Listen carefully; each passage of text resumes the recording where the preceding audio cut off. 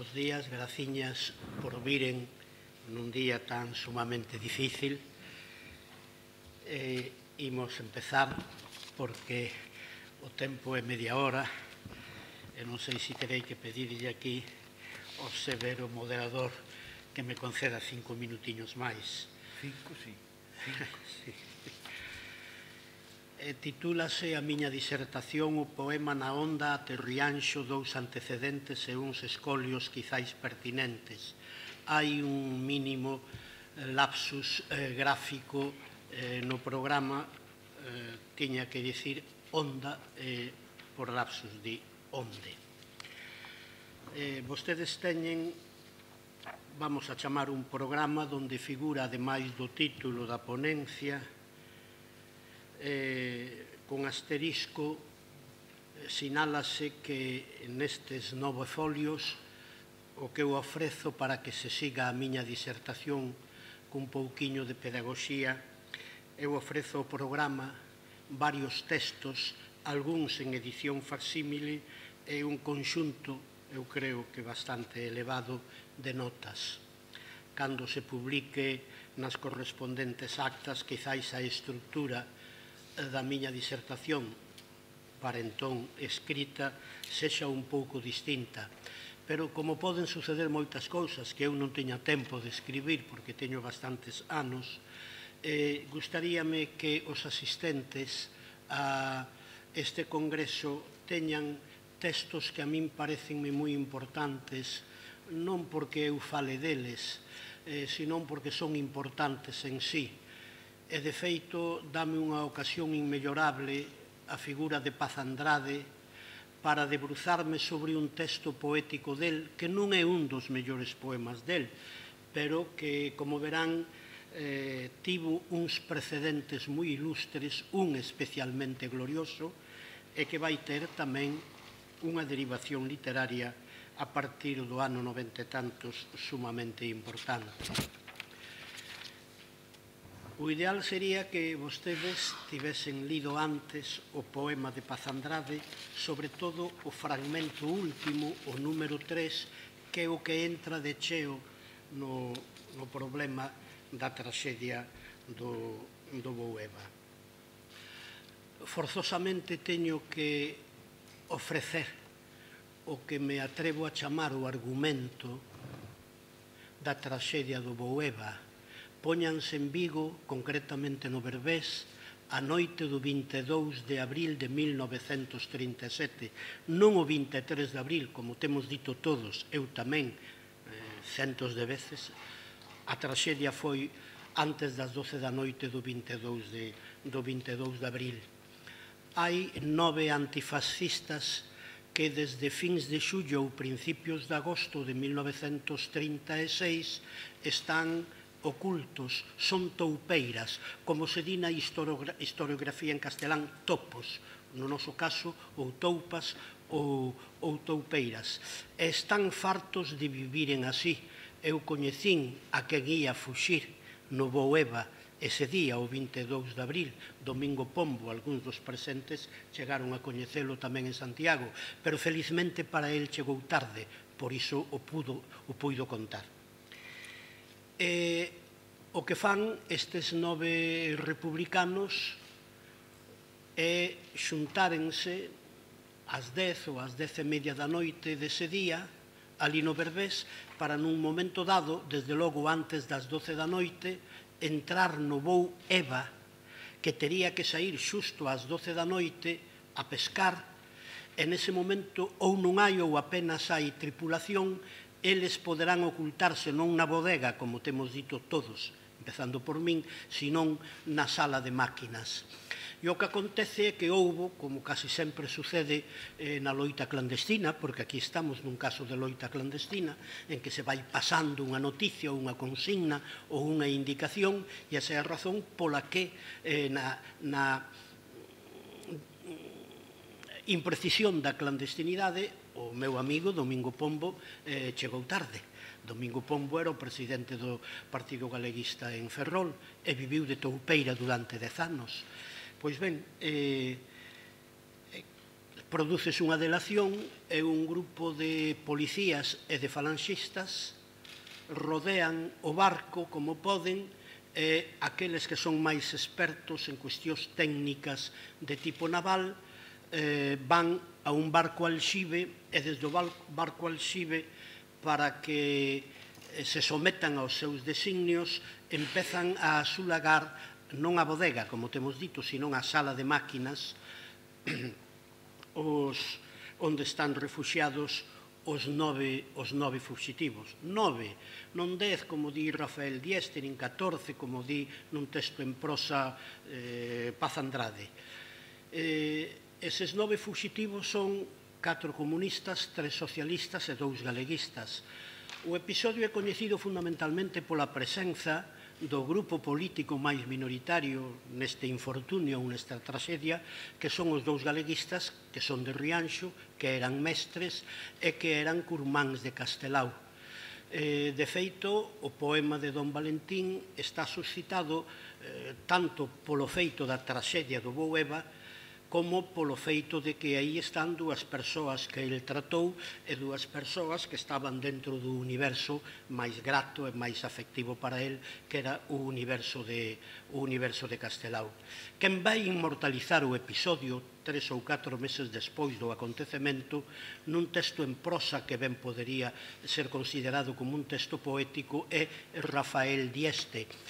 Rafael Dieste fala da traxedia do Bo Eva, pero pon o acento na figura dos 2 curmáns de Castelao porque el descoñece quen son os outros 7, pero sí foi amigo de Manuel Rodríguez Castelao e de José Losada Castelao. Eu, que son analfabeto en casi todo, son especialmente nestes trebellos e tiña a peregrina idea de que mentres eu falase aparecese esta artista, que Carmen Miguel Agra, a quen matou este home que vai ao lado pegándolle un tiro na cabeza. El foi, segundo a lenda hasta hai pouco, o que matou os outros 8 e logo se suicidou el.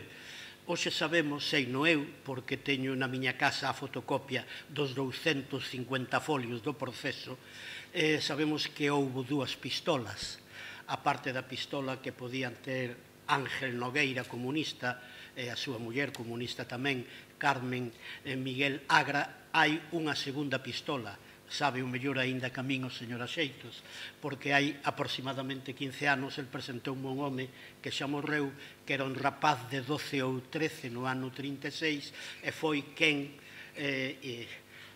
instado por uns republicanos de Rianxo, meteronlle nun envoltorio disimulando o contido unha pistola que lles levou aos curmáns de Castelao, que daquela, quizáis fins de xullo, principios de agosto, aínda estaban escondidos en Catoira.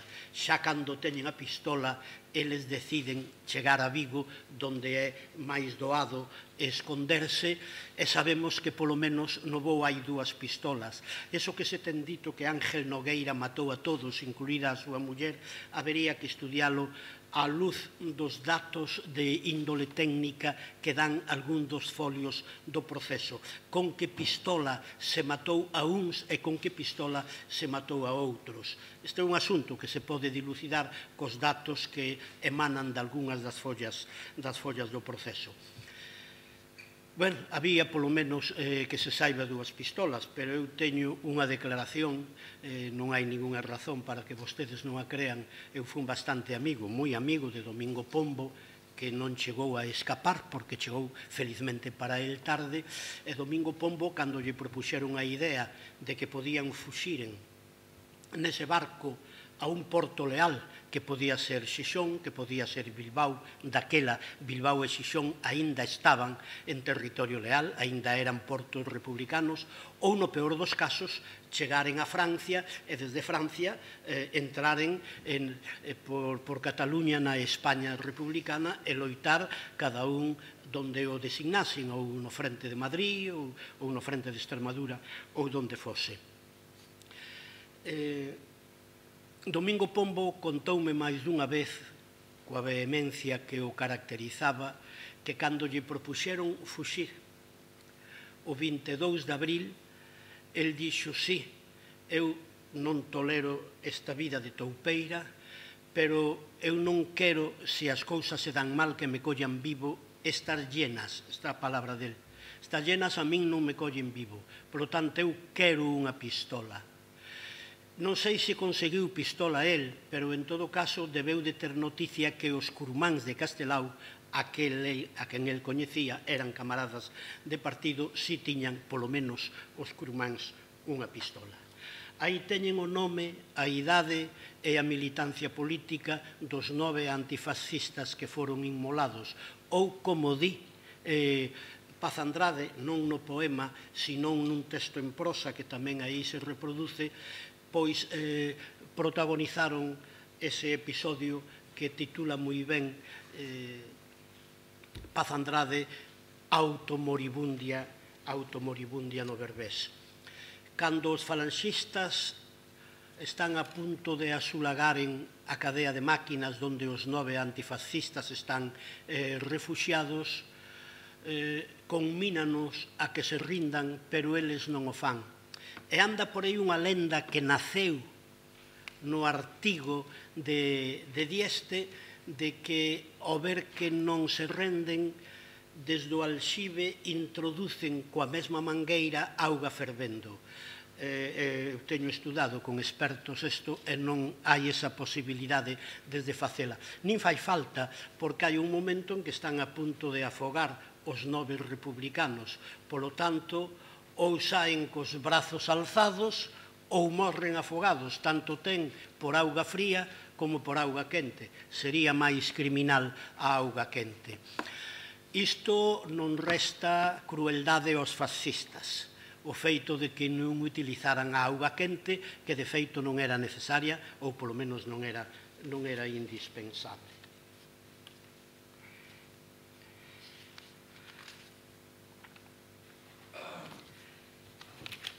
Se botaron unha ollada, aínda que non sexa moi atenta, porque non pode ser de outro xeito, verán que despois da lista dos 9 republicanos, coa súa idade, a súa militancia e a súa condición profesional, aparecen 5 versos de Horacio. E dirán vostedes, que fai Horacio aquí? Horacio é fundamental aquí. Os textos de Horacio son das Odas de Horacio, o libro que en latín se titulou Cármina, e os textos aparecen aí en latín e aparecen, como ten que ser, creo eu, na única traducción que hai das Odas ao galego no ano 51 de Aquilino Iglesia Alvariño. O latín xa o debullarán na casa, pero vexan o que di Aquilino traducindo os versos de Horacio. Antes que Agamenón xa houbera moitos valentes, mais están todos calados, sin que ninguén os chore, no máis fondo de longa noite, sin que ninguén seipa quen son, por no, está así en Aquilino, por no haber verso que os cantara. Noutra oda de Horacio, do mesmo libro, o 4, salvan da morte o que é digno de gloria. A idea non é miña, a idea está nos grandes teóricos e críticos da literatura contemporánea, pero tense dito desde hai moito tempo por todos aqueles que se teñen debruzado sobre estes versos de Horacio, que en efecto Horacio tiña razón. Horacio tiña razón polo menos para tempos anteriores aos contemporáneos. E este feito, o ano 37, é anterior á nosa contemporaneidade. En efecto, houbo na historia da humanidade, especialmente na occidental, aquí estamos en Grecia e estamos en Roma, houbo xentes fortes, así está o texto latino, xentes valentes, xentes moi valiosas, xentes moi heroicas, que desapareceron no anonimato, que desapareceron na sombra da desmemoria.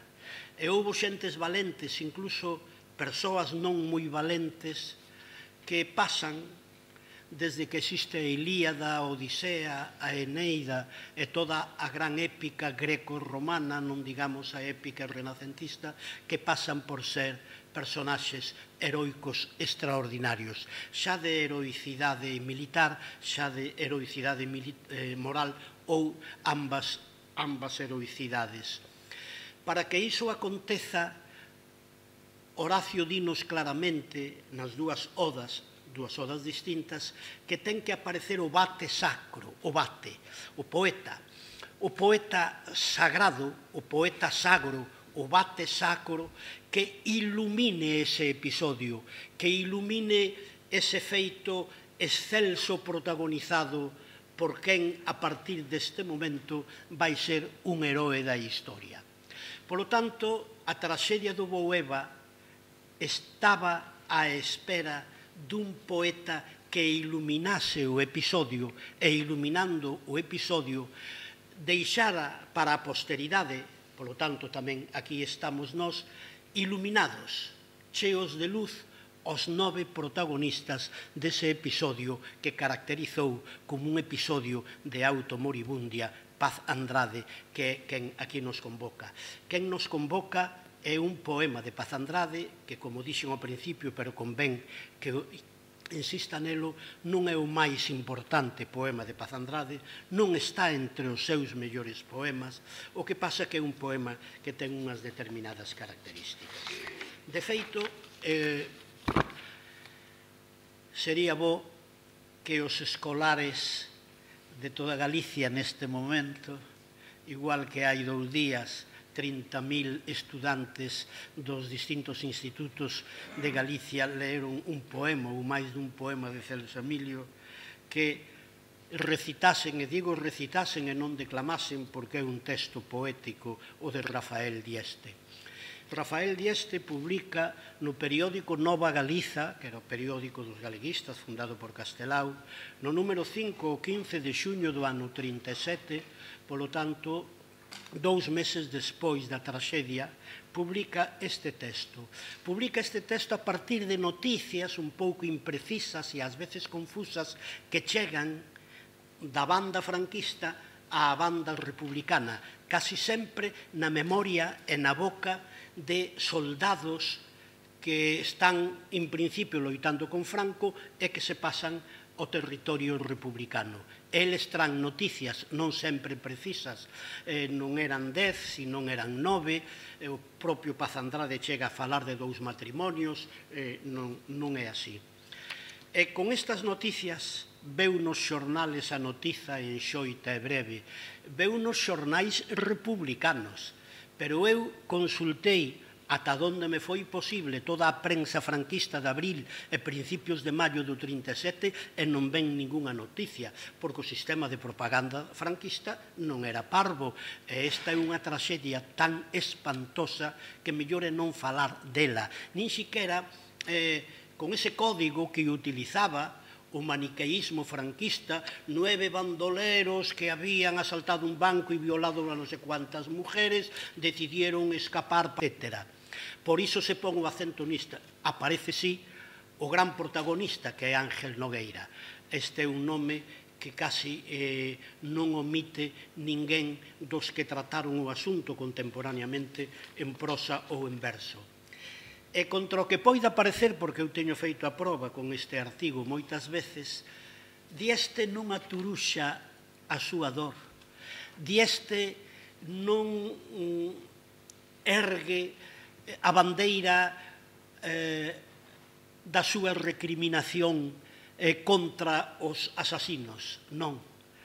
Dieste fai outra cousa, Dieste fai un canto á morte digna, por eso titula o poema, e permítanme que non é un lapsus neste caso, tamén é un poema, ou é un texto en prosa poética, titula o poema Unha morte lanzal, pero ten un pretítulo, se me permite a expresión, que é no linde da liberdade. Escollen a liberdade eles. Mais algo enche de luz polo tempo e polo medo, señor Axeitos, vou só ler os 2 últimos parágrafos. Mais algo enche de luz a nosa dor e fai xurdir no medio dela un grito de orgulo, casi un aturuxo. non se entregaron ás poutas lixentas, non se entregaron, viron uns nos ollos dos outros unha diafanidade absoluta e entregáronse á morte virxen en compaña como o ceo da noite. Cada tiro unha estrela, e hai que admirar o executor, o que quedou para o remate, sen que vacilase a fe dele e dos outros na súa sagra firmeza. Cando foron máis irmáns, 9 homes e unha muller. Son 8 homes e unha muller, non pasa nada. Esa fraternidade no linde decisivo, ese acordo perfecto, esa inmensa seriedade do vosso espírito nese intre, fai para sempre locinte e exemplar a vosa morte. Si, compañeiros, vindes, agora máis que nunca, ao noso encontro. Este é un texto exemplar. Este é un texto que habería que ler ao principio de curso, como se lê desde hai 5 anos, en Francia, en todos os institutos, a carta dun rapaz comunista de 17 anos, Guy Mollet, despedindo de seus pais horas antes de que o fusilen os nazis. Isto incluso na Francia de, como se chama o home de Carla Bruni, de Sarkozy.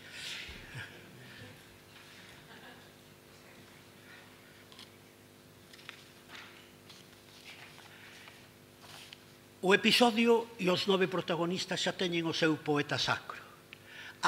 Pero Paz Andrade non o sabe, non é culpa del.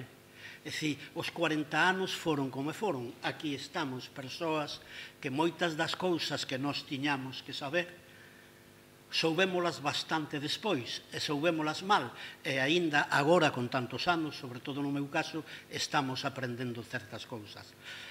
Pero Paz Andrade ten unha estrategia. O gran Paz Andrade, aquí aparecen algunhas das virtudes do intelectual que estamos, ademais de glosando, homenaxeando. O gran Paz Andrade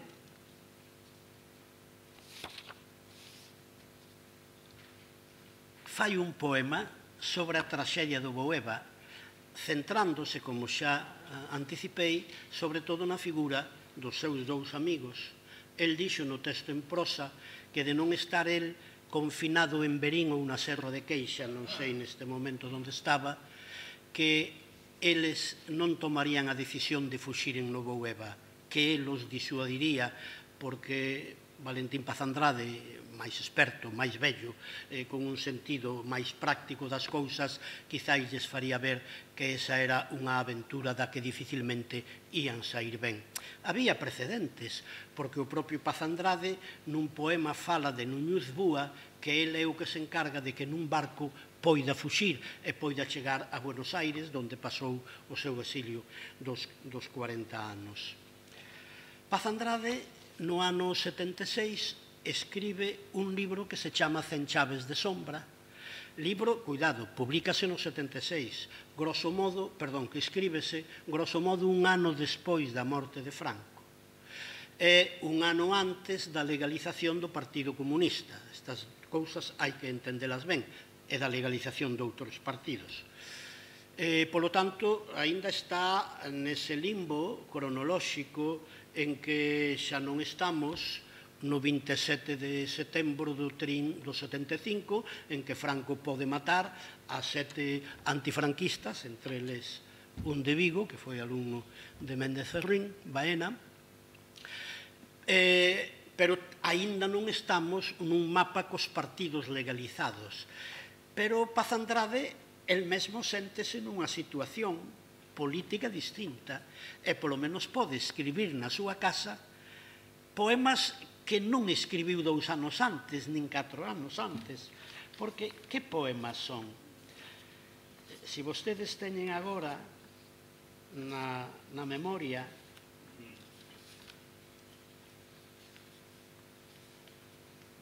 o índice do libro Cen chaves de sombra son 3 libros. O volumen consta de 3 libriños. O máis significativo, desde o meu punto de vista, ou polo menos desde o punto de vista que aquí nos convoca, é o titulado As cinzas de Marte. Paz Andrade sabe moi ben por que titula isto así. E nas cinzas de Marte, pois, el titula un poema, As pistolas da noite, cando queren uns fascistas matar en Verín.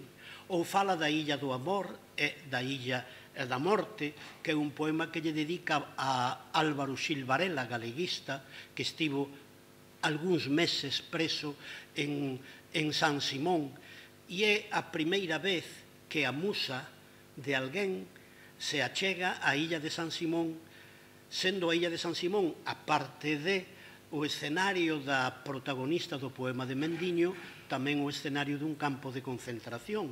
Esta gloria é unha gloria que hai que conferirlle forzosamente a Paz Andrade. Ou fala do noso Alexandre Mártir, non é o primeiro en escribir poemas a Alexandre Bóveda. No 36 o propio Luis Seoane escribira un poema, pero en Buenos Aires. Ou hai un poema titulado Camilo, pai da coraxe. Estamos falando do pintor Camilo Díaz Baliño, que foi paseado quizáis nas aforas de Palas de Reis o 17 de agosto de 1936. Que está facendo no libro Cen chaves de sombra, que escribe un ano despois da morte de Franco, pero non antes, e que se publica 2 anos despois, no ano 79, cando xa están legalizados os partidos de esquerda? Pois el intenta ser o seu poeta sacro, é o poeta sacro de feitos que ninguén poetizara, é o caso de Camilo Díaz Baliño, ou que, en todo caso, de feitos que foran poetizados dispersamente en circunstancias moi especiais, como é o caso do poema A Bóveda de Luis Seoane, publicado nun periódico de Buenos Aires no 36 ou a principios do 37. E el propónse iluminar. El, que eu non sei se coñece ben o libro 4 das Odas dos Cármina de Horacio, el sabe que é o poeta quen, despois de iluminar, se o fai con acerto, un feito ou un protagonista, é quen converte en heroe a un personaxe histórico. E isto está o facendo con 9 feitos, con 9 personalidades, porque aí todos son feitos do 36, menos un que se chama Canto 4 do Nadal, que algo ten que ver co 36, é a famosa manifestación en Vigo do 6 de Nadal de 1977, pero en todo caso é a eclosión que ven despois de 40 anos de dictadura e de servidume. Creo que hai que ler o libro Cen chaves de sombra desde esta perspectiva, e dentro do volumen, voulle chamar volumen a Cen chaves de sombra, os 3 libros que o compoñen, hai un libro que nos interesa especialmente no tema que hoxe nos convoca aquí, que é o libro titulado As cinzas de Marte. Moi ben titulado, e Valentín Paz Andrade o que intenta é iluminar, nalgúns casos por primeira vez, en outros casos por segunda ou terceira ou cuarta vez, porque cando el decide achegarse á realidade da traxedia do Boeva, el cree que é o primeiro, está descubrindo un Mediterráneo, non sabe que houbo xa, que un amigo del chamado Rafael Dieste, que asinara Félix Muriel, como verán no programa ese, el xa fixera esa iluminación. Hai tamén un poema, poucos días despois, publicado non nun periódico galeguista, Nova Galicia, sino nun periódico comunista, Nova Galicia, de un tal Acebo, probablemente asturiano, que se titula Yo propongo. Pero Dieste non coñece este poema, non coñece, perdón, Dieste, Paz Andrade non coñece ningún dos 2 textos. Por lo tanto, Paz Andrade cree que é o primeiro iluminador.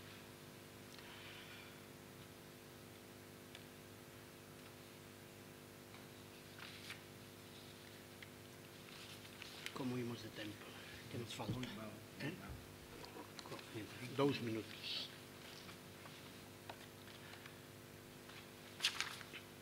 Bueno, en todo caso, eu creo que é o suficientemente minucioso e tamén explícito o que eu chamo o opúsculo programa, onde teñen o poema de Paz Andrade, onde teñen os versos de Horacio na traducción de Aquilino, onde teñen, porque era o mínimo que eu podía facer por eles, o nome, a condición profesional, a idade e a filiación política dos 9 protagonistas daquela terrible traxedia. Unha traxedia que, despois de Don Valentín, ten inspirado a pluma doutros escritores, pero moito despois.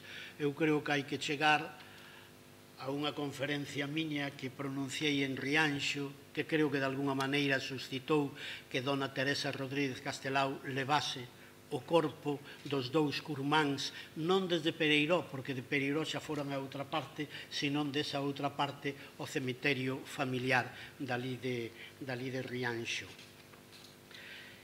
Aí teñen o texto con bastantes erros históricos en prosa de Paz Andrade, e xa despois de Paz Andrade pasa un tempo, o poema do 76, publicado no 79, hai que chegar, creo, co 95 ou 96, para que outras plumas en verso e en prosa se interesen polo tema.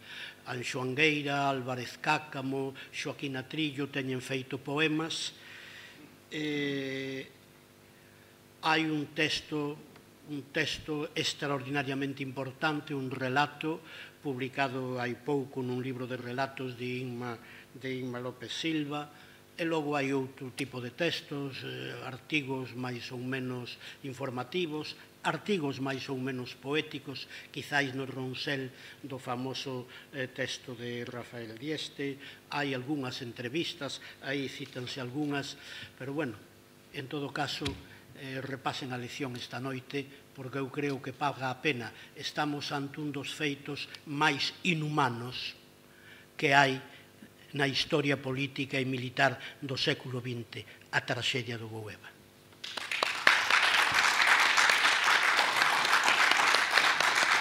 Este Ángel Nogueira, Carmen Miguel Ápera. Esta é ela. Bueno, 5 minutos.